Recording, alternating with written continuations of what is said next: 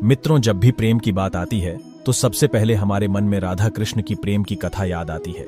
परंतु अधिकतर मानव के मन में यह सवाल उठता है कि जब भगवान कृष्ण राधा रानी से बेइंतहा प्रेम करते थे तो फिर उन्होंने उसे शादी क्यों नहीं कि? अगर आपके मन में भी यह सवाल उठता हो तो यह वीडियो आपके लिए ही है, क्योंकि आज के इस वीडियो में मैं आपको इसी सवाल का जवाब बताने जा रहा हूं कि आखिर भगवान श्री कृष्ण ने राधा रानी से विवाह क्यों नहीं किया।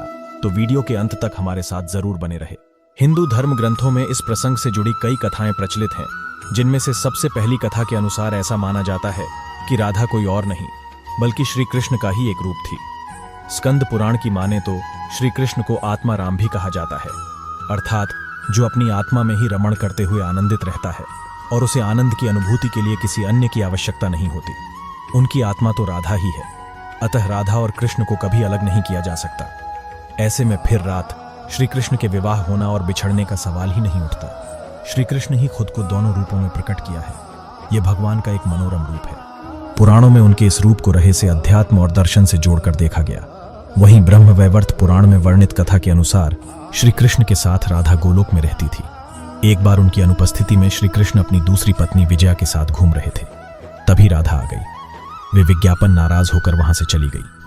श्री कृष्ण के सेवक और मित्र श्री रामा को राधा का यह व्यवहार ठीक नहीं लगा और वे राधा को भला बुरा कहने लगी। राधा ने क्रोधित होकर श्री रामा को अगले जन्म में शंखचूड़ नामक राक्षस बनने का श्राप दिया। इस पर श्री रामा ने भी उनको पृथ्वी लोक पर मनुष्य रूप में जन्म लेकर 100 वर्ष तक कृष्ण बिच्छू का श्राप दे दिया। राधा को जब श्राप मिला था तब श्री कृष्ण ने उनसे कहा था कि तुम्हारा मनुष्य रूप में जंतु होगा, लेकिन तुम सदैव मेरे पास रहोगी। यही कारण था कि राधा और श्री कृष्ण का बचपन में विछोह हो गया था। जबकि रामचरितमानस की बालकांड के अनुसार एक बार विष्णु जी ने नारद जी के साथ छल किया था। उन्हें खुद का स्वरूप देने की बजाय वार्नर का स्वरूप दे दिया था। इस कारण वे लक्ष्मी जी के स्वयंवर में हंसी का पात्र बन गए और उनके मन में लक्ष्मी जी से विवाह करने की अभिलाषा ही रह गई थी। नारद जी को जब इस छल का पता चला तो वे क्रोधित होकर वैकुंठ पहुंचे और भगवान को बहुत भला बुरा कहा और उन्हें पत्नी वियोग का श्राप दे दिया। नारद जी के श्राप की वजह से रामावतार में भगवान रामचंद्र जी को सीता का वियोग सहना पड़ा था और कृष्णावतार ने देवी राधा का। इसके अलावा एक अन्य पौराणिक कथा के अनुसार राधा श्री कृष्ण से 5 वर्ष बड़ी थी। राधा ने श्री कृष्ण को पहली बार जब देखा था जब उनकी मां यशोदा ने उन्हें ऊखल से बांध दिया था। कुछ लोग कहते हैं कि वह पहली बार गोकुल अपने पिता दृश्यभानु जी के साथ आई थी, तब श्री कृष्ण को पहली बार देखा था। जबकि कुछ विद्वानों की माने तो कृष्ण और राधा की पहली मुलाकात संकेत युद्ध पर हुई थी। जो भी हो, लेकिन जब राधा ने कृष्ण को देखा तो वह उनके प्रेम में पागल जैसी हो गई थी और कृष्ण भी उन्हें देखकर मोहित हो गए थे और फिर दोनों में प्रेम हो गया था।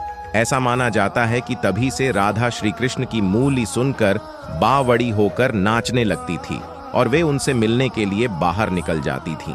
जब गांव में कृष्ण और राधा के प्रेम की चर्चा चल पड़ी तो राधा की समाज के लोगों ने उसका घर से बाहर निकलना बंद करवा दिया। जिसके बाद एक दिन श्री कृष्ण ने अपनी माता यशोदा से कहा कि माता, मैं राधा से विवाह करना चाहता हूं। यह सुनकर यशोदा मैया ने कहा कि राजा तुम्हारे लिए ठीक लड़की नहीं है। पहला तो यह है कि वह तुमसे 12 साल बड़ी है और दूसरा यह है कि उसकी मम्मी रायगढ़ के साथ पहले से ही हो चुकी है और वह कंस की सेना में है जो अभी युद्ध लड़ने गया है।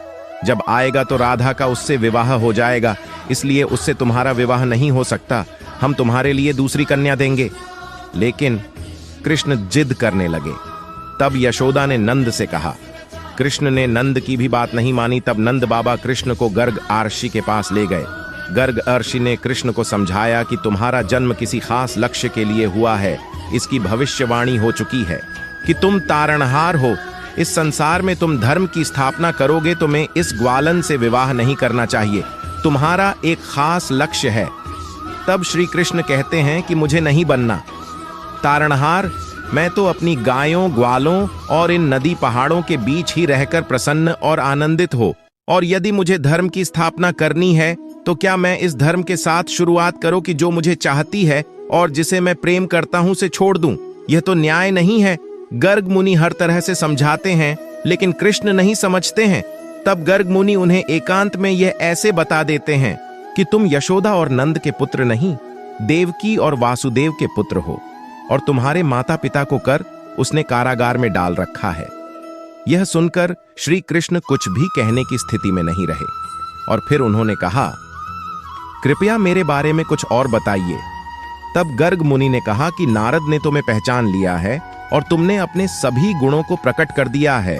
तुम्हारे जो लक्षण इस ओर संकेत करते हैं कि तुम ही वह महापुरुष हो जिसके बारे में आर्षि मुनि चर्चा करते हुए आ रहे हैं।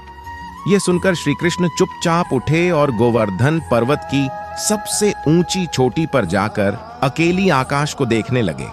बस भी वहीं दिन भर रहे और सूर्यास्त के समय ज्ञान को उपलब्ध हो गए। वहीं से उनकी दशा और दिशा बदल गई। फिर उसके बाद श्री कृष्ण कंस के बुलावे पर वृंदावन छोड़कर मथुरा चले गए और इधर राधा का विवाह यशोदा के भाई प्रयास से हो गया। मित्रों, इसलिए भगवान कृष्ण ने कहा कि राधा तो मेरी आत्मा है, भले ऐसे में मैं उसे विवाह करूं या ना करो, इससे क्या फर्क पड़ता है। विवाह के बाद भी राधा का न तो मेरे प्रति स्नेह कम हुआ और ना ही मेरा राधा के प्रति। इसलिए मित्रों, अगर आप भी किसी से प्रेम करते हैं और आपकी उससे शादी नहीं होती है तो निराश न हो, बल्कि उसके प्रेम को अपने मन में हमेशा के लिए याद रखें, जैसा कि श्री कृष्ण ने किया था। तो मित्रों, उम्मीद करता हूं कि आपको श्री कृष्ण और राधा की यह प्रेम कथा पसंद आई होगी।